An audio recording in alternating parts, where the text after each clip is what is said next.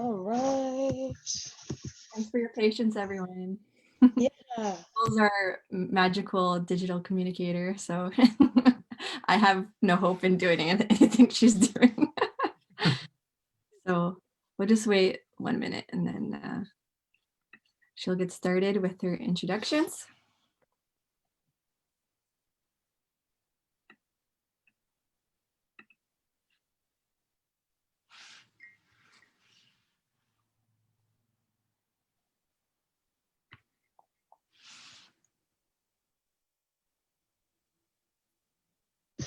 Okay, I think we're good. Okay, perfect. So, hey everyone, welcome. My name's Nicole. I am the Digital Communications Coordinator here at Wildbird Trust. I am Stalo from Lackamel First Nation, as well as Squamish from Hamilton, and I also have Canadian settler ancestry as well. So I want to welcome everyone here to this awesome event, Vancouver Cat Count, with Jaylen Bastos. So thank you so much, Jaylen, for being here. It means a lot. And yeah, I'm just really excited to be learning and seeing what we can all gain from this. Before we begin, I just want to acknowledge that Wild Bird Trust is situated on the ancestral, unceded, and traditional territories of the Tsleil-Waututh First People. And this is important to acknowledge because we all benefit from the land, and we are on unceded land, which means it was never given over, it was never signed over through treaty, and to acknowledge that. And Wild Bird Trust also acknowledges the past harm that it has done and is actively working to rectify that through reconciliation and redress. So just a huge thank you to everyone that's here, and I will hand it over to Jaylen. Oh, I would like to introduce Jaylen, sorry. Okay, so originally from Toronto, Ontario, Jaylen is a graduate of the University of British Columbia's Natural Resource Conservation Program, specializing in science and management. His current research is centered around urban wildlife behavior and animal cognition. He's presently working to reimagine urban landscapes to work for both animals and people. So thank you so much, Jaylen. And yes, the floor is yours. The virtual floor is yours. Thank you. So I'm going to go ahead and start sharing my screen. So give me a moment here as this loads up. And I'll go ahead and turn off my video. I just wanted you all to see the person behind the presentation, and then I'll go ahead and dive into the presentation a bit more now for you all. Just really quickly before we start, I just want to say, sort of reiterate that it's a really great opportunity to be invited to have these discussions, especially when urban wildlife and urban ecology is such a new and sort of like hot topic. So it's really exciting to sort of see the interests in an event like this. So without further ado, let's get started. So today I'm going to be talking to you about the Vancouver Cat Count. So this is a presentation for the Wild Bird Trust, and it's actually on behalf of the Stewardship Center for British Columbia. So before I get too deep into the Vancouver Cat Count, I just wanted to quickly talk about what the Stewardship Center for British Columbia does, what they're known for. And at its core, right, they work in collaborative partnerships. They work with animal welfare and conservation organizations, as well as like local government, in order to conduct, right, this type of collaborative, local, on-the-ground research that's centered around education and outreach. And it's just really exciting that we get to be a part of this new cat and birds issue that the province is trying to manage. So let's get into it, actually. Let's talk a bit more. What is the Vancouver Cat Count? What are we doing? So this image here that you see is actually an image of one of the trail cameras. So this is, I should sort of mention, it's the largest of its kind and the first for a major Canadian city. And this project is using these wildlife cameras to monitor Vancouver's urban environment in order to estimate the number of free roaming cats that are outside and unsupervised. So what do we want to know, right? Why are we doing this? What is the point of the Vancouver cat count? And we have a couple of objectives with this type of research, right? At its core, what we're trying to do is estimate the number of free roaming cats that live in Vancouver. But we're trying to determine which areas of the city of Vancouver, right, actually have the most cats or are predicted to have the most cats. So we're trying to identify the hot spots and the low spots when it comes to the distribution of cats throughout urban spaces. We also want to identify the number of cats that differ between Vancouver's different land use areas. And I'm going to touch into that a little bit more in the next slide. But lastly, one of the things that we are trying to do is, especially because we just got funding, very thankful that we got our funding for to continue our Vancouver cat count for a winter monitoring phase.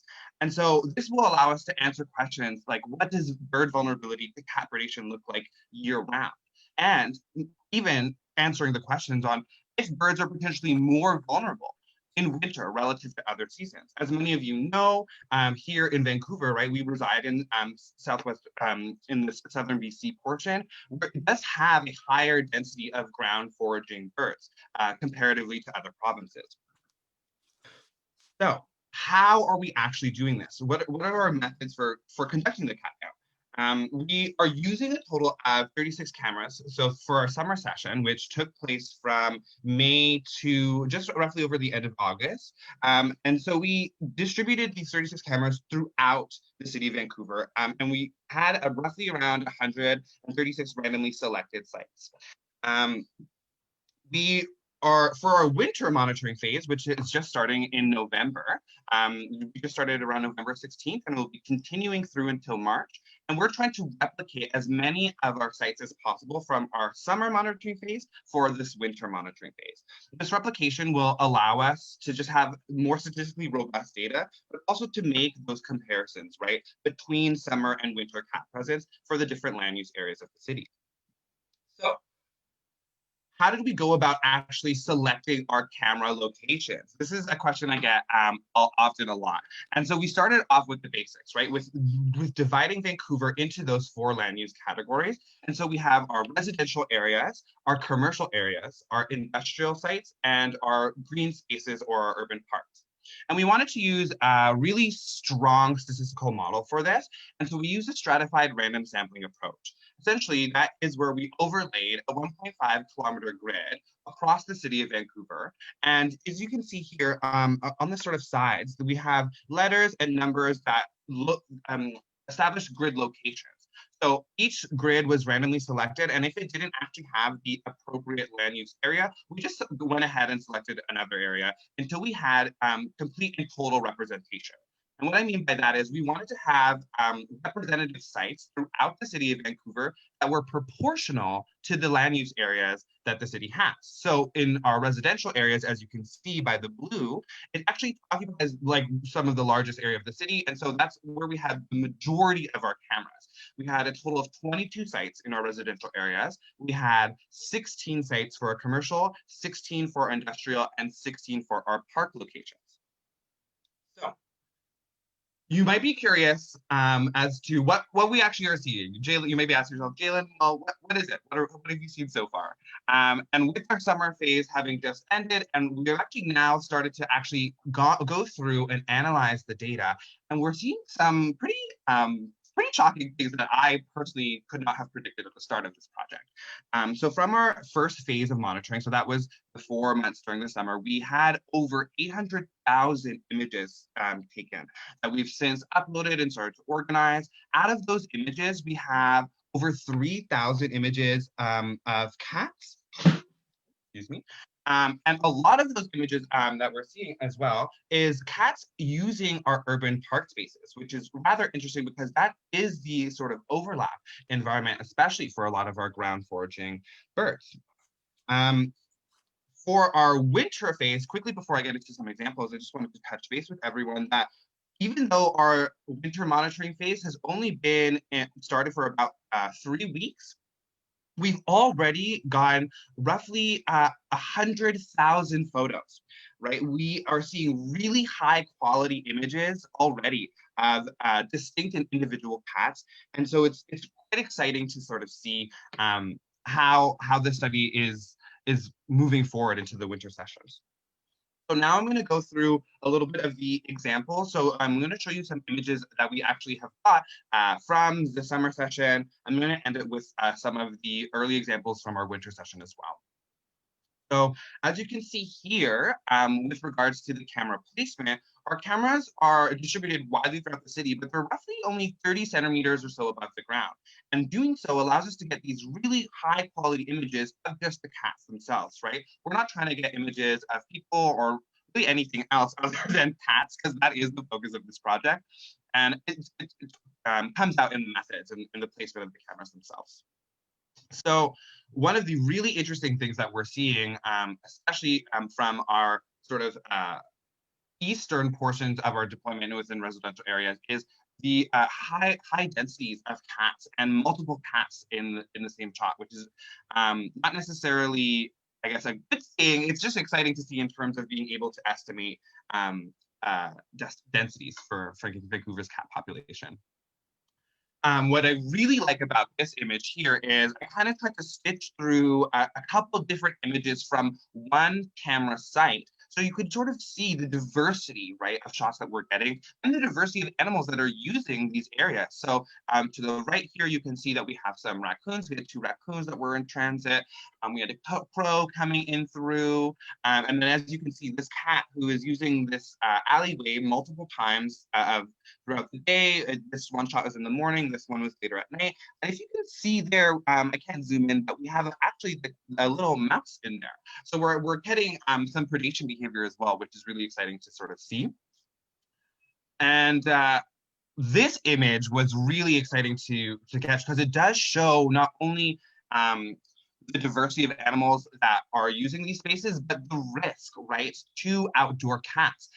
Specifically, as you can see, there's a coyote here that's one of the major urban predators for cats in these spaces. To the left, there's a little skunk. So the potential for disease or parasite transfer and transmission, as well as just increased risk of conflict with other animals is definitely something that we're seeing at a lot of our camera sites. And lastly, just wanted to end it up here with some of the example images that we're getting from our winter deployment phase. So as I said, we had only been in winter deployment for about 3 weeks now, and we're going to be jumping into our second phase this week, actually. So it's quite exciting. But these are some of the images that we've already been able to capture. So as you can see, really high diversity of cats that we're already seeing across the board, as well as some of the other urban critters that you know and love, like skunks, for example, this lovely little one here, and other raccoons. What's really interesting to me, especially around this time of year, is you really see a difference in the size and girth of a lot of the animals that are that we're capturing on these cameras, and that does coincide with, you know, the ecology of a lot of these species when it comes to getting ready for the winter season. So now I just want to talk a little bit more about where we're actually going with the project, so what we're doing, and what the next step sort of look like. So in the immediate sort of next couple of weeks, we're actually starting the second deployment. So the cameras will be in place across another 30 sites for 3 weeks, and that will allow us to sort of wrap up our first 2 winter monitoring phases. And in the beginning of the first couple of weeks of January, we're going to enter into a brief data management period where we actually take all of those images that we gathered from our first 2 winter monitoring phases, and we're going to be uploading them and using a program called Wildlife Insights. It's a really exciting and open source program that allows you to upload and organize and analyze camera trap data in real time.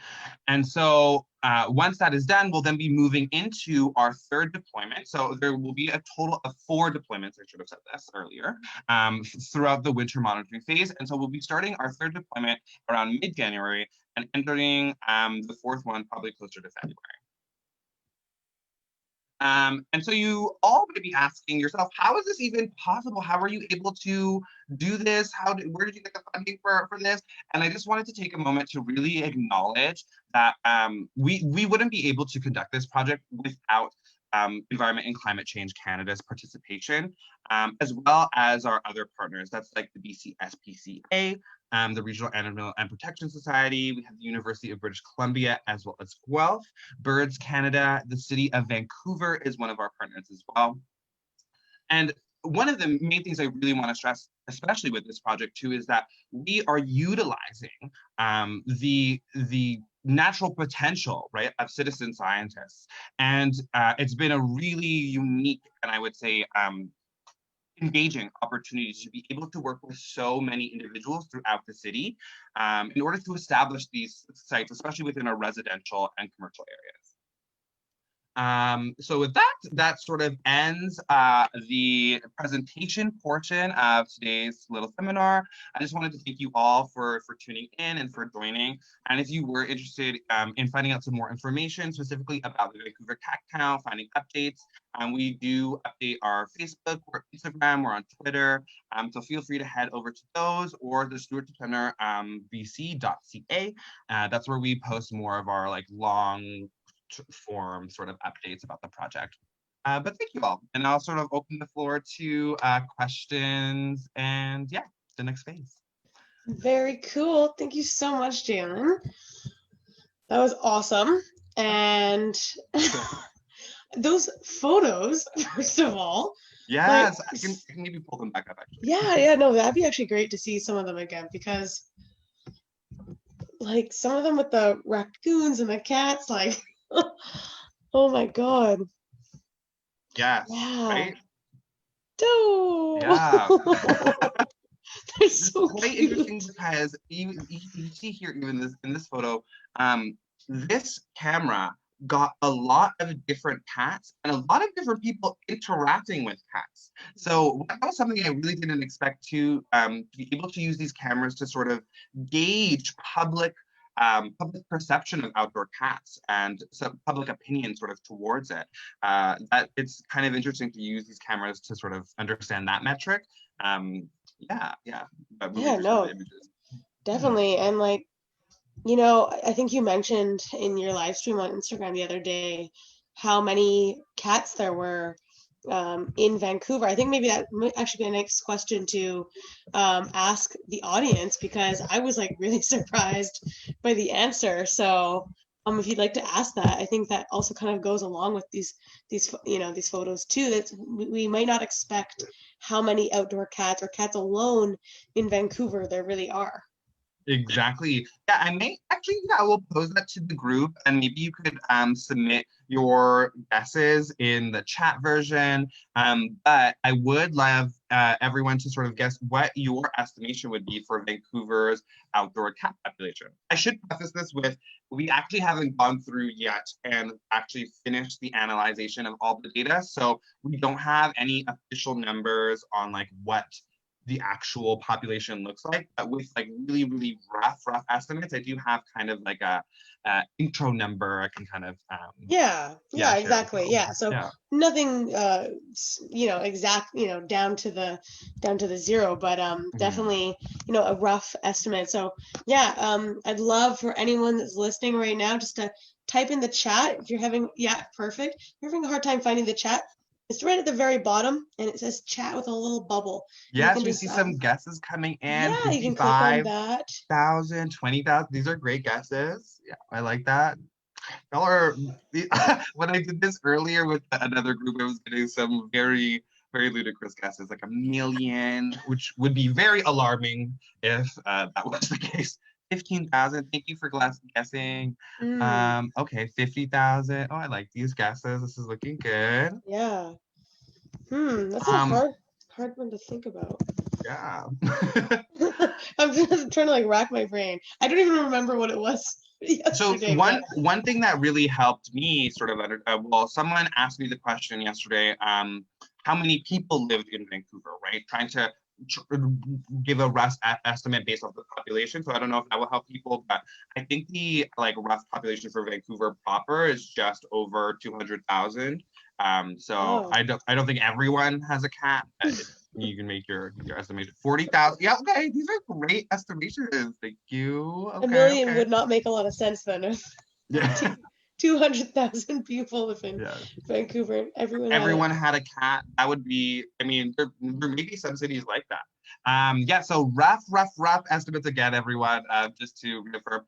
So when we, when a similar study did this in Guelph, they found that Guelph was able to support roughly around a 40,000 size cat population, outdoor cat population. And right now, what it's looking, very, very rough estimates, is anywhere between 50 to 100,000 for the city of Vancouver, which, I mean, if we're trying to understand, right, what the impact is for our birds specifically in our urban spaces, and even if that's just one bird each cat, right, we're starting to actually paint the picture, start to understand, okay, where are our problem areas? Where is it that we actually need to address and target our outreach and our workshop? So yeah, it's quite Cool. exciting, quite alarming, but also exciting to sort of be able to do this type of research in the first place. I have one question. Yeah. So I've seen that estimate where in Canada every year outdoor cats are estimated to kill between 100 and 350 million birds per year. Yes, I believe that paper that was by Calvert et al., I think. Yeah. And Blanchard also released another one. Yeah, so right now, for just to wrap up for sort of people on the call, there was this paper that released that sort of showed that sort of painted two things. One, that bird mortality for Canada is really, really high. We're looking at 150 to 300 million birds annually dying every year, right? And then Calvert et al. Looked at what was actually causing those deaths, and a huge portion of that was cat predation. So we're trying to understand to what extent urban spaces like are carrying that burden, right, or having that impact. And so our hope is really to be able to replicate this across urban spaces, not just in Vancouver, which is like sort of pilot space, but to take it eastward across the country, to be able to start to develop an understanding of, okay, what's actually happening here in Canada? Why do we have such a high rate of annual bird mortality, and what can we actually do to address it, right? Mm-hmm. Back to the numbers of cats. When I had my house, I had 3 cats. So I think a lot of households do have more than one cat. Mm-hmm. Kids just, they've got 2 kittens right now. Yeah, And they have a mother cat, so they've got 3 cats as well. So exactly. yeah. Yeah, I do think that, at least from, and this is not statistical, but from my own experience, when you do meet someone who is definitely a cat person, like my aunt is a huge cat person, they tend to have more than one cat. You know, there are of course many people that live in like apartments and many people that just have one cat, but I do know that a lot of the cat people I know will have multiples, you know, and yeah, so I definitely think that, yeah, that it is a large number, but it isn't too shocking to me too, because yeah, I can imagine that, you know, cats are a great animal, but yeah. Yeah, and so we have a question. This is a great question. I love it. So the question is, how do you avoid counting the same cat more than one time? So some cats are super similar. So this is evidently one of the sort of factors that we have to consider when we're crunching these sort of numbers. So we have a lot of externalities that we put into the model when we're actually running the analysis, in order to account for things like this exactly, which is replication of individuals. And so through mark recapture studies, there's actually within the actual design of that, there's a specific like equation that you use in order to like replicate. You use the number, then what you see in order to estimate a total population. So within that, there's already safeguards in order to sort of account for that. But that is something that we sort of take on as a potential bias, is that there is the potential for an overestimation, just because that thing that can very well happen, that you can see one cat be represented multiple times at one space. But what's really nice is that we're not seeing a lot of that right now, especially with, here, let me see if I can pull it up, especially with shots like this, right? Even though to like, you know, the average individual just looks like 2 black cats, but we are able to use distinguishing features about either the cat themselves, so either their hair length, the hair pattern, the the color and texture of their coat. Any other identifying features like collars, for example, is really helpful. And what we actually do is within our sites, we actually have measurements of some of the different physical things that you can see within the field of view so that we can compare size-wise to very similar individuals. And in this way, we actually can reduce that number that is getting essentially overestimated and really narrow in on the actual individuals in order to have those really accurate estimations. I have a question kind of related to that. My mind keeps getting caught on the 800,000 pictures part of it. It's kind of Yes. and I'm like wondering how you go through that amount of pictures and how much time it takes to use some software to kind of go through that, or is it just person power sort of thing? Yeah, well, because this project is, one of the first of its kind, we did have a little bit of a learning curve, especially with our summer deployment. So we weren't using any sort of external software for our summer deployment, and we were just using people power. So essentially just me and SD cards, uploading them to hard drives, and then just like going through them in bulk and like sorting them into days. So that was a little bit of a lengthy process in terms of time commitment.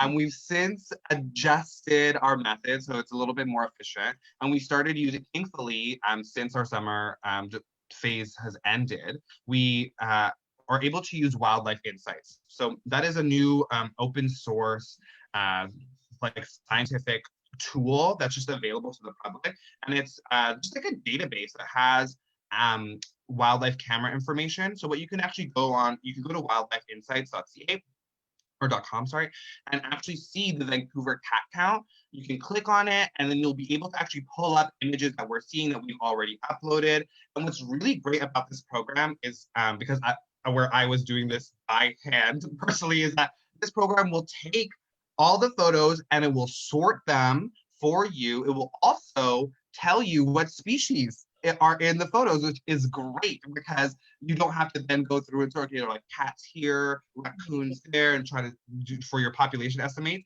It just does it all for you, which is really, really much faster. And it's a really great sort of development for the project. But yeah, those are sort of the how we're managing the data now. The personal kind of organization of it, just so we have a backup, but using Wildlife Insights makes it much faster. Very cool. Yeah. Not so related, and if anyone has any questions, definitely let us know. You can either go in the chat, you can unmute yourself, whichever you feel most comfortable with. But I will ask one quick question, then give you guys some time to ruminate. So in all these photos that I've been seeing, a lot of them are like daytime or nighttime or evening. What it's probably hard to, think of it in your head right now, but was there like a certain time of day that maybe cats were more active, like early in the morning or late at night, or? Yeah, that's a great question. So that I find actually depends on where the camera is. At least for the summer session, it's a little bit too early to say for winter because I haven't gone through all of the footage yet. But at least for this summer, it looked like activity was more of a function of the actual area, like the land use area. So we were, for example, in residential areas, you would see, maybe a lot more footage either at the beginning of the day, like in the early morning, or sort of towards like the evening, like just around dusk area time. And I feel like that kind of coincides with like maybe people's schedules, or just like people who are staying home all day, for example, or just have the opportunity to let their cats out more often. Is a potential, not anything confirmed. Yeah. But yeah, no, in terms of actual activity, like if we're seeing like a lot more at like either dusk or at dawn, we haven't actually gone and crunched those numbers. What we are hoping though is that we can make that very clear distinction if there is higher activity at any part of the day, especially because when we try to make this case right for the potential of like what solutions could look like, maybe through bylaws or other forms of public policy, right, we have to be able to show what the risk level is, and if cats are going to be outside unsupervised for the portions of the day in which we also have the highest bird activity, either for ground foraging or for what have you, right? It's like we really want to be able to make that distinction. So that's something that we're able to do with Wildlife Insights, but it is a little bit of a lengthy process. Yeah. Very cool. No, thank Yeah. you. Oh, perfect. So we got a question from Marina Langford. What does Stewardship BC plan to do with this data? Have the stakeholders involved in the project expressed their plans for the data? That's a good question. Okay, that's a great question. Thank you, Marina. So the Stewardship Center, we have a couple plans, I would say, for the data. But what's really exciting is that because it's so new, is that we really get to create a lot of the potential solutions that we're looking to hopefully invest in, right? And so, if I can just bring up an example, there was a municipality in Alberta actually that without doing like a sort of outdoor cat count, they were able to establish a city bylaw around pet ownership and cat supervision when it came to being outside. And so that's definitely one of the potential avenues that we're looking for. There may be some way in which, city bylaw or public policy can be put in place in Vancouver. But ultimately, any sort of solutions around using this data is going to have to be really locally based and community based, right? And so a lot of our sort of initial hopings of using this data is actually to narrow in on communities that support the highest densities of outdoor unsupervised cats, and then actually provide tools and resources for those communities, be it workshop opportunities, be it maybe potential funding opportunities for building patios or incentivizing residents within those areas to consider responsible pet ownership in a different way than we have historically been doing for cats. So I would say that's the heart of sort of what we're planning to do with the data. But again, it is going to be very specific to Vancouver and what's logistically possible for the communities that we're able to identify that are actually supporting the highest density. Right? Mm-hmm. Very cool. Are you in contact with any of the bird rescue places that come into contact with birds that have been attacked by cats at all? I actually have not personally, but I'm actually just going to make a quick note of that because that would be a really good metric to sort of include in our analysis.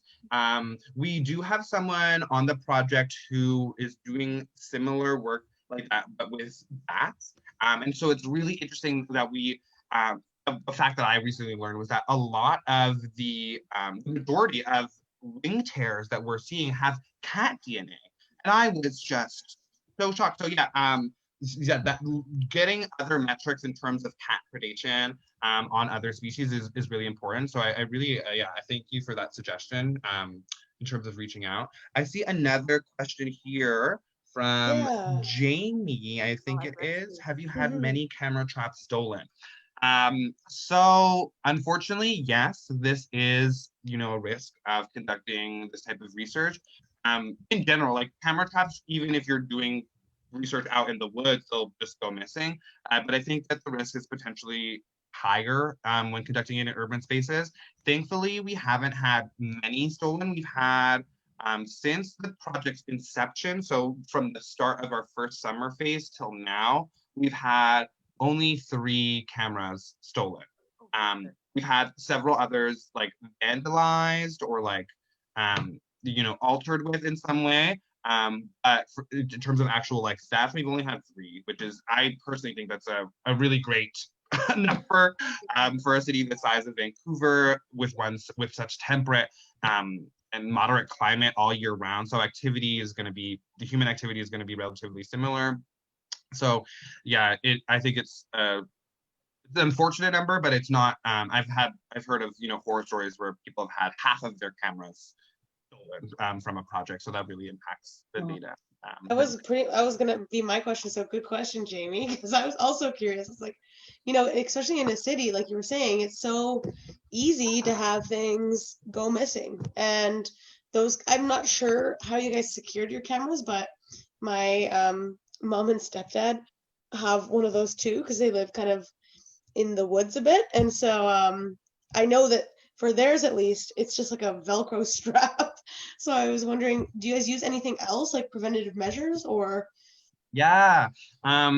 I wonder if I have, oh, I don't think I included an image, unfortunately. Sorry, everyone. But we actually have the cameras. They're situated inside of a lockbox. Actually, I might Oh, be able to give you a little demo. ooh. Yeah. And there's just a comment from DG here saying that they are from the Stewardship Center of BC, that they're actually also collecting data when available of the numbers of birds brought into the Wildlife Rescue of BC.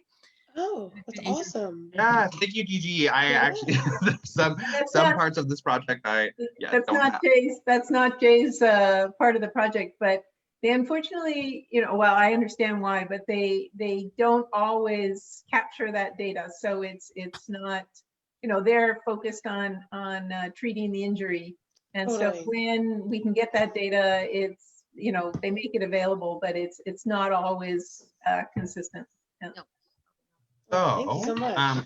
everyone, I actually have one of our vandalized cameras here that I can show you a quick demo. So this is the camera itself. As you can see, it's relatively small, just about the size of my hand.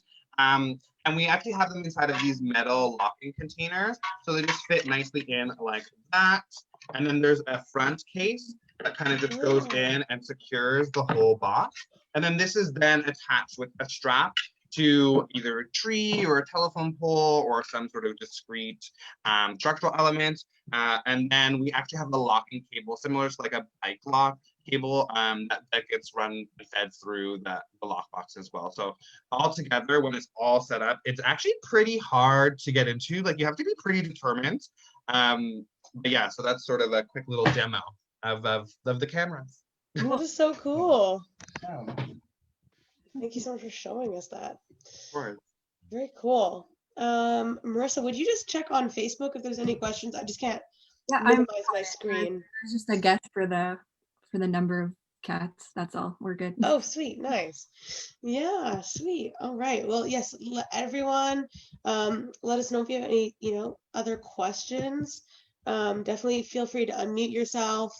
Yeah, Jay, if you'd maybe go through your slide again, and that might be able to help jog people's memory too. And yeah. Yeah. To say, I know this is the cats versus bird issues is somewhat controversial in Mhm. the sphere of, I guess, birders, I guess, but I think really it's an issue where we have to be on the same side for Yes, people.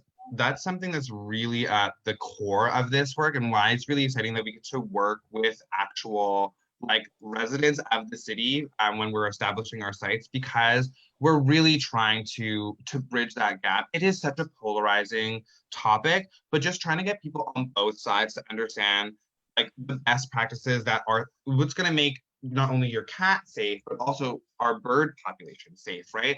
And so I think a lot of this is switching sort of the narrative around blaming, I guess, like cat owners or like excluding them from the conversation, and really just showcasing the not only the potential alternatives that exist when it comes to providing that level of enrichment or entertainment for your cat in a supervised and safe way, but also just the risks associated, right, with letting your cat outside unsupervised. So many cat owners that I've spoken with throughout the duration of this project just had no idea that Vancouver had coyotes or skunks. It's like they just didn't, they weren't aware of the potential for interspecies conflicts, right? Let alone the potential for predation, for the transmission of diseases, parasites that they're bringing into your home. And especially when we, earlier on in COVID, I think thankfully now it's since been confirmed that cats are not a vector of spread, but early on too, right? Because COVID-19 was a zoonotic disease, we were concerned that outdoor cats could have potentially been a vector of spread. So just people not recognizing that when their cats are outside unsupervised, there's a lot of inherent risks that are associated with that. But you doing so, you having the desire to let your cat outside isn't an inherently bad thing, right? You wanting to provide that enrichment and that opportunity for your cat to have, an exciting sort of engagement throughout their day, that's a good thing. And I want to encourage pet owners to do that too, but doing so in a responsible way, right? And really taking lessons from our other pet communities, specifically like the dog pet community, and looking at what those pet owners do in order to maintain, right, responsible relationships between pet owners and not pet owners throughout the city, right? We have, thankfully, because of, what has happened throughout the history of pet ownership, specifically with dogs, we have a lot of bylaws around, what you can and cannot do with dogs in public spaces, where you can bring them, XYZ, but we just haven't had that same push or conversation around that for cats. And so this project is at its core really trying to do that, and I think it's something that's really exciting because we are seeing a lot of reception to it. A lot of people, especially a lot of the cat owners that I have been talking with, have been really receptive to sort of changing their ideas around. It's so interesting when you think about dogs and cats and how differently they're treated. Because if you imagine the same amount of dogs running free around the city, how much of an uproar that would cause, right? Yeah, well, even back in Yeah, exactly. Sorry. At one point, I'm sure there was, right? But it's like the time in which we've been having these conversations specifically around dogs, I think it's just been so much longer, Yeah. longer than cats. And a lot of that I think has to do with, sort of our view of cats, sort of socially and historically, sort of what we understand in terms of their role, right? And I don't think it's anyone's fault, really. Like, we do have this model that's sort of imported, kind of from European farmers, where you have like cats traditionally and historically used in rural spaces as a means of like pest control, right? Very unsuccessfully. There's a lot of data that shows that this does not work, but that sort of framework, right, then creeped into our urban spaces somehow, and people's had that same mentality around what it meant to be a responsible cat owner. And so we're really trying to shift away from that now. I think it's going to take, a lot of maybe uncomfortable conversations, but it's exciting that people are finally willing to have them. So yeah. I was gonna say that my mom, she always tells me stories of like growing up in the 60s, and there'd be like packs of wild dogs, and she like grew up like just on Dunbar and like 25th. Like, it wasn't like it was like in the middle of nowhere, and she has so many stories of, like, dogs just kind of ran wild, and that was so normal back then, right? And then to hear that, right, like my age and even younger, that was so unbelievable for me, because we through decades, obviously, kind of came to a solution that there should be those bylaws. And so yeah, it isn't to say that the future won't see that with cats, but yeah, definitely. I have one question from Facebook for Jay. Yeah. Yes. Mika J says, I read that where I live, which is rural, outdoor cats have a lifespan of 2 years. And they're asking if you know that if like outdoor cats in the city have a similar lifespan. So I personally I haven't read any like study specifically researching into lifespans of cats in urban areas versus their rural counterparts, but I do know that in urban spaces, cats have a significantly higher risk of vehicle collisions, which is one of their major sources of mortality, especially in urban spaces. And so when you bring sort of the question of responsible pet ownership, it also looks into where you live, right? And particularly high traffic areas are especially risky for letting your cat outside, and those areas just happen to be in a lot of our urban centers and in a lot of our urban spaces. So I would assume that the risk is higher, but I wouldn't be comfortable saying that the lifespan is necessarily shorter. Just because urban spaces, you also generally have easier access to resources or care or XYZ. So there are a couple other externalities at play, but I would definitely say that the risk is potentially higher in urban spaces. Right. Yeah, thank you for the question. I also see another question here from Jamie about the coyotes. I love this question, so thank you. I'll just repeat it for the group. How is the coyote population looking from what you've seen so far? Are you seeing many or few? I was not expecting to see a lot of images of coyotes, especially when I was placing the cameras. I wasn't really placing them at the height to try and get images of coyotes. It was like really focusing on cats. So I was really alarmed to see images of coyotes. And I had heard that, there's a pretty larger population sort of towards Vancouver. But what we're seeing is something pretty interesting is they're pretty evenly distributed across the city. I'm getting coyote images on some of my easternmost cameras, some of my central, ones closer to like the southwest sort of Marine Drive area, as well as those that are closer to UBC. So we're getting quite a distribution of coyotes. Granted, we're not focusing on coyotes, but the fact that we do have so many examples just provides an interesting sort of tool and metric for us when we're having those conversations with cat owners specifically. Wow, it's almost, you can even use that data for another study. Oh yes, I mean I have plans. So Marissa and I, we recently did an event with the North Shore Black Bear Society, and they were talking about your pet dogs and coyotes, and often that coyotes will, this is not related, but I just thought of it. Often coyotes will send like a female from the pack out to kind of entice your dog and bring your dog, and I don't know, I don't want to feel yeah. bad for saying it, but yeah, and yes. yeah. Yeah, a lot of risks are associated with urban animals that we Exactly. need to consider and start having these conversations. So yeah, Exactly. Yeah. Wow. Yeah. I'll jump in here. And speaking of conversations, one of the things that I've found really interesting about Jay's work and the cat count is really as a tool for engaging with the public. It's raised a lot of interest because it's, as Jay says, it's the largest study in Canada. And you really can start having conversations about, what's going on out on the urban landscape that people have no idea about.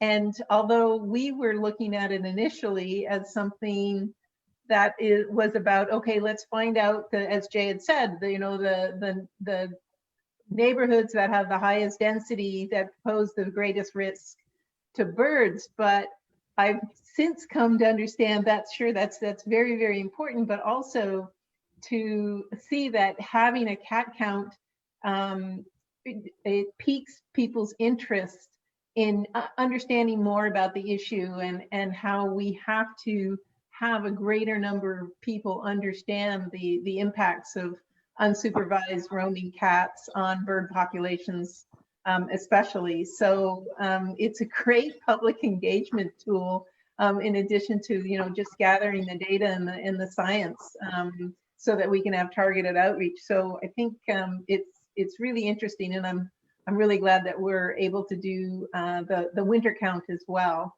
to be able to look at what it looks like right across well, at least summer and winter. So Great. And I'm just really thankful we could have this conversation here in like our quote unquote bird group, but it's really a bigger issue, and it's almost like a societal paradigm shift in how we think about urban wildlife and the role that our animals play in it. So for sure. Yeah, for sure. And I sort of go back to thinking of, I mean, you mentioned the dogs, but also, how long did it take to shift so that everybody, that the recycling was the norm, or, smoking, only smoking in certain areas was the norm. It takes time, because this is a big societal shift for sure. So true. Yeah. So true. Yeah. Seatbelts. Sorry. Seatbelts. I don't know why I keep on, right? Yeah, that's another one too. So true. Yeah. Thank you guys so much. And thank you, DG. Thank you, Jaylen.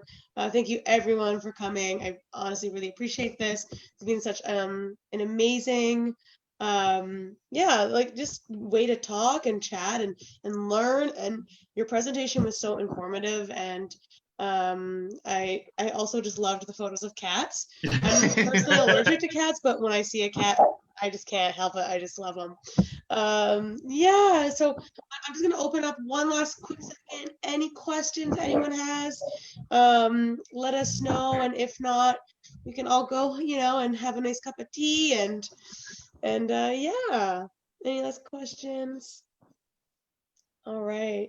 No. Okay, sweet. No, it's always good to just check. But thank you so much, Jaylen, and I raise my hands to you, and I thank you guys so much for being here and taking time to listen to this. So yeah, everyone have a good night, and Thank you. Thank you. Thank you everyone for joining. I really appreciate you. Thank you, Wild Birdcast, for having me. And yeah, hopefully we'll be able to touch base soon when we have some more concrete numbers. Yeah. But until then, have a great holiday season, everyone. Yeah. Awesome. Sweet. Bye, guys. Bye, everyone. Nice. Yeah. Thank you so much, Jaylen. Oh wait, let me stop recording because I do that. Great.